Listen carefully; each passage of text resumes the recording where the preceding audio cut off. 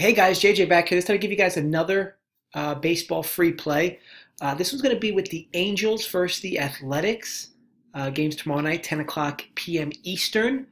Um, okay, so we end up pushing the Yanks today with the total at 9. Game lands 9. After watching the game, though, I don't know how anyone could have felt the over was the right play there. You know, you're starting a 3-run hole, which you really can't predict anyway. Um, right off the bat, with, to be honest, that really spawning from a few questionable ball calls by that umpire who had a bunch throughout the day. But this is why I said in the other videos, the umpires and handicapping them is very important. I've definitely taken a note of it with that particular umpire. And be definitely looking for where he's pitching. And I'm not going to, it's only one game. I'm not going to go crazy about it. But you want to make sure you're taking note of certain games like that, because you might look at the box score for a game like that and be like, oh, it was a push, but probably a bad call or a good call, whatever it was. But you weren't watching the game. You're watching the game. This umpire's strike zone was rather small. So just keep in mind, umpires are important, and definitely use them to your advantage. So yeah, you look at that game. You're in a 3-run hole right from the get-go. You have another run that comes in as a result of an error, and yet you still need that solo shot late at the end of the game to grab the push. Now, look, you could have gotten the game at 8.5 and won it.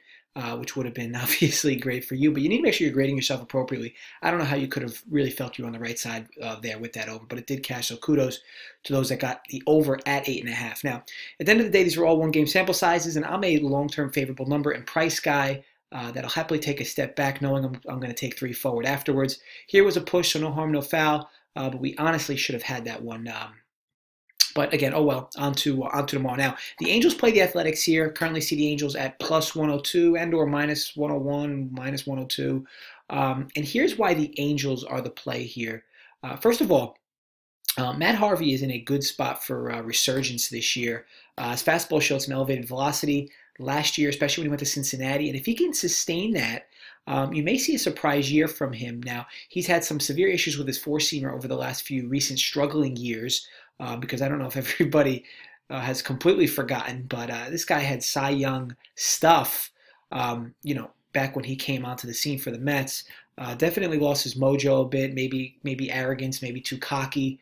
Either way, it seems like he's starting to slowly get it back. Now, last year, one of the changes he made late was beginning to use his four-seamer a lot more and increasing the spin rate on it. Definitely getting a lot more swings and misses. His curveball looks a lot better, or looked a lot better. Spin rate went up on that. His spin rate last year in Cincinnati, his curveball was his highest of his career. So there's definitely things that are on the up and up for him. So don't just think that you look at this game and you see Matt Harvey and you think gas can. This is a little bit different Matt Harvey than we've seen the last few years. Not to say he's back to form. He's not even close. But I do believe you're somewhere in between right now. Now, as for the other side, with Marco Estrada, he's a reverse splits right-handed pitcher. Basically what that means is he's very good against left-handed hitters, but he's very poor against right-handed bats. This is typically unusual for a right-handed pitcher. But, in this game, the Angels have plenty of right-handed bats they're going to throw at him. Obviously Trout, Simmons, Pujols, Cozart, David Fletcher, the young kid they like to typically lead off with in certain spots, along with a few others. Now, I expect them to throw plenty of right-handed bats. They'll probably have a few left-handed bats in there anyway. I know they have Justin Bour and Kyle Calhoun. I'm sure they'll slot them in, accordingly. But Estrada really struggles against right-handed bats, and the numbers are there. He's been struggling with right-handed bats for the last few years. I do expect the Angels to have at least a fairly right-handed dominant lineup tomorrow because of this. Now, these teams are relatively even, but the edge in this matchup on both the hitting end and the pitching end leans for the Angels for me. So I actually have them as a slight favorite here, probably right at about minus 108, minus 107. Now, the fact that I'm seeing plus 102 is nice. If you see minus 102, that is still good.